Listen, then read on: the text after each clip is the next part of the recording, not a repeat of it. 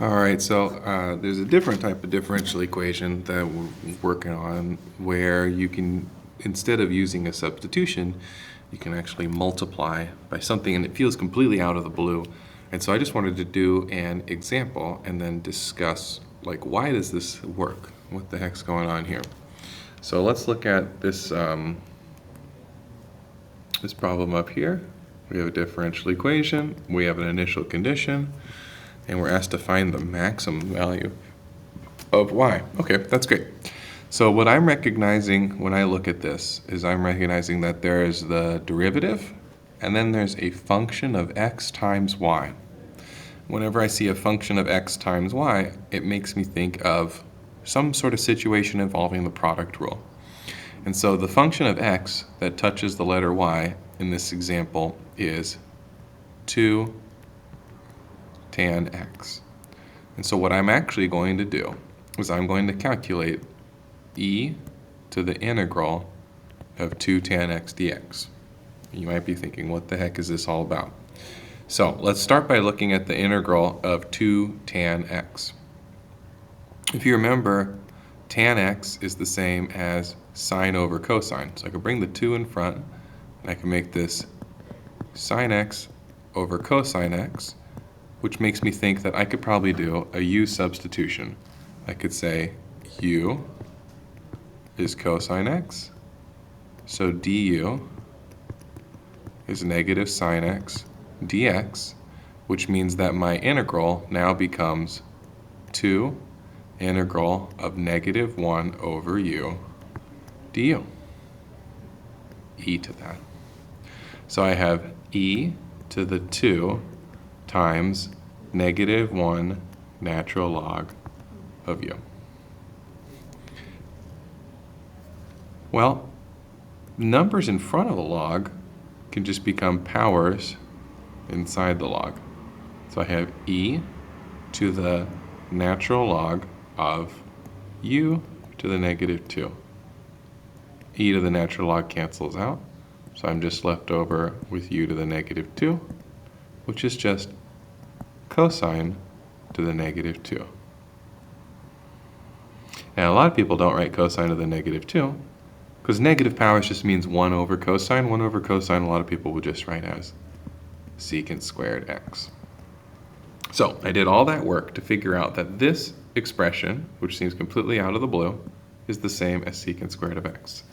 What I'm going to do now is multiply the original differential equation, multiply everything by secant squared of x. And by the way, I got rid of the absolute value bars because our x value was positive, and for that x value, the cosine was positive, and so on this branch of the solution, we don't need the absolute value bars. So I'm multiplying everything through by secant squared. So here's what I have now. Secant squared x times dy dx plus 2y tan x times secant squared x equals sine x times secant squared x. And you might not think that this got better, but this got a lot better. This got a lot better because now what we have is we have a product rule on the left-hand side of the equation. We have a product rule. So if you remember, the product rule says, okay, let's say you do the derivative of one function times another function. Then that becomes f prime g plus f g prime.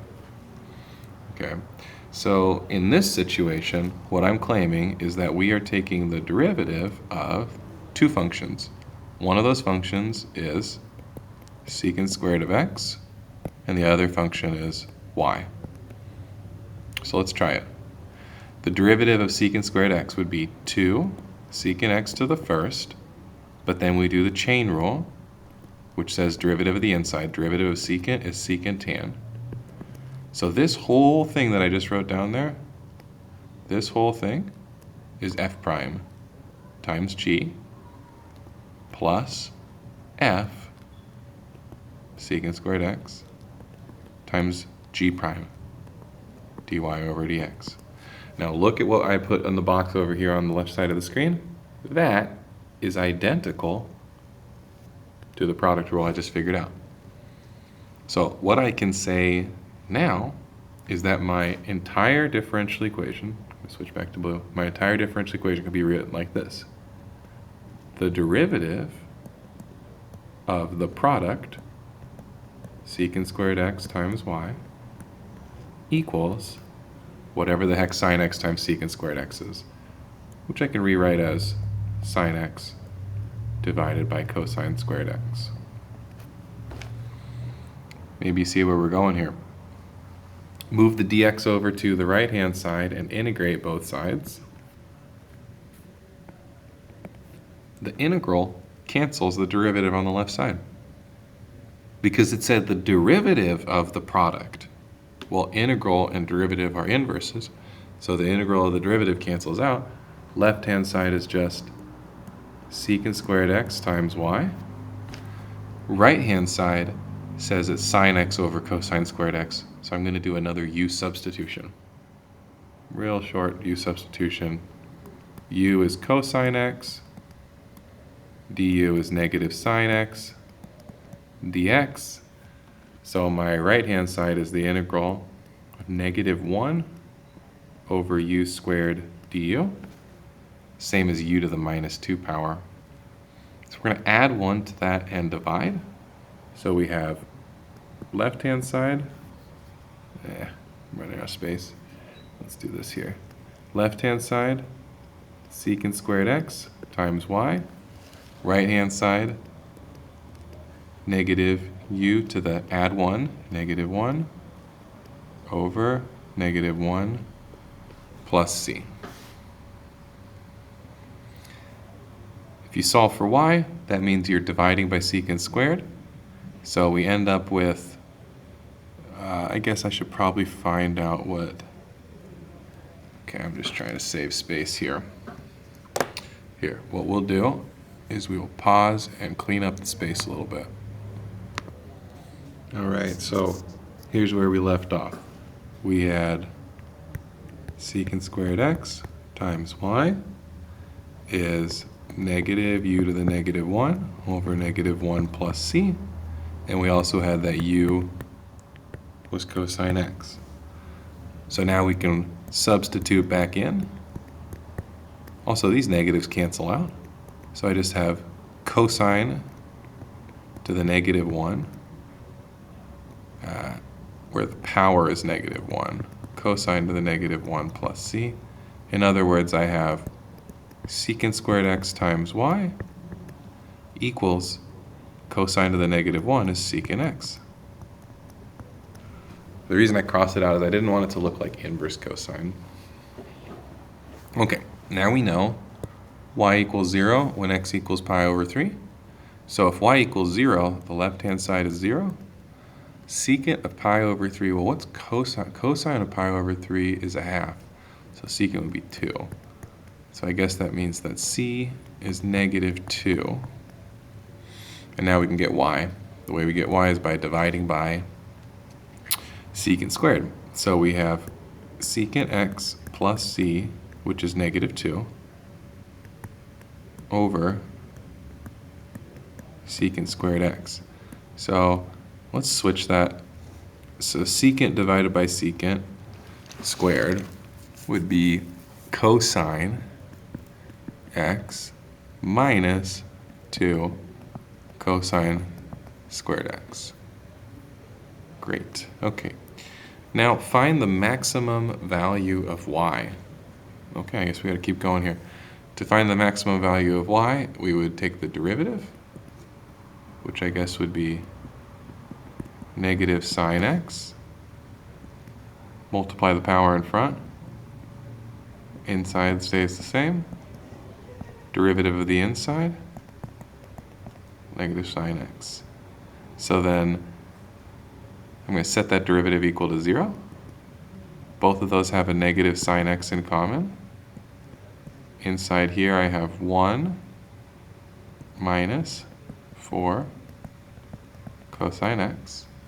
So my two critical points are, or my two possibilities are, either sine of x equals 0, which means that x is any multiple of pi,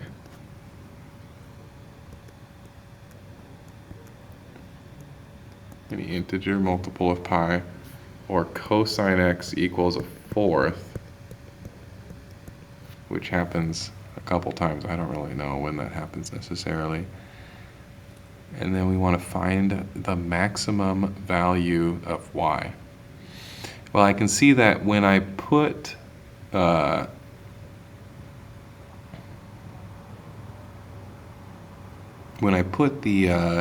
integers of pi in there, I'm going to get 1 minus 2 or negative 1 minus 2. Those aren't going to be the maxima. So perhaps the cosine is when cosine of x equals a fourth, then that will give me the maximum value of y, where we have a fourth minus 2 times a fourth squared.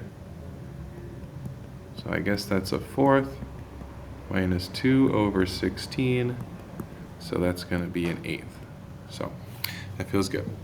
Okay, so then why does this work in general? The reason that this works in general is because we're taking a differential equation like this, dy dx plus a function of x times y equals another function of x, and we're multiplying everything by e to the integral of p of x dx.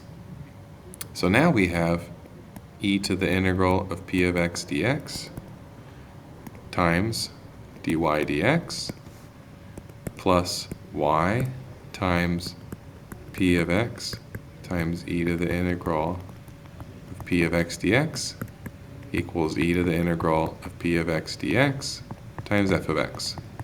I'm just multiplying everything. And the reason that this technique works is because this left-hand side becomes f prime times g plus f times g prime. And so then you know that you can rewrite the left-hand side of your differential equation as the derivative of f times g, and f times g is e to the integral of p of x dx times y. So what becomes your challenge then is hopefully you're able to integrate this right-hand side. So you don't actually need to do an integral on the left-hand side, because doing the integral cancels out this derivative. So you just need to figure out, like, can I do this integral on the right-hand side? All right, those are called exact differential equations. A lot of fun. Please let me know if you got any questions.